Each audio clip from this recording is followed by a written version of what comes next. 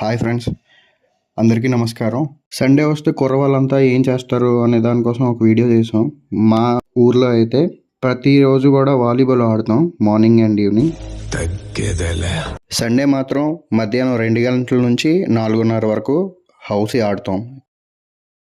ఎందుకంటే ప్రతి ఒక్కరూ కూడా గేమ్స్ అనేది ఆడలేరు. వాలీబాల్ అనే కానీ, క్రికెట్ అనే కానీ, అన్ని ఏజ్ గ్రూప్ వాళ్ళు కూడా సింపుల్గా కూర్చొని ఆడుకునే గేమ్ కాబట్టి సరదా కోసం మేమంతా హౌసీ ఆడుతుంటాం. ఆదివారం అయితే ప్రతి ఒక్కరు కూడా ఏ పరిస్థితుల్లో ఉన్నా సరే ఈ చెట్ల కిందకు వచ్చి కూర్చుంటారు. అట్లుంటుంది మనతో.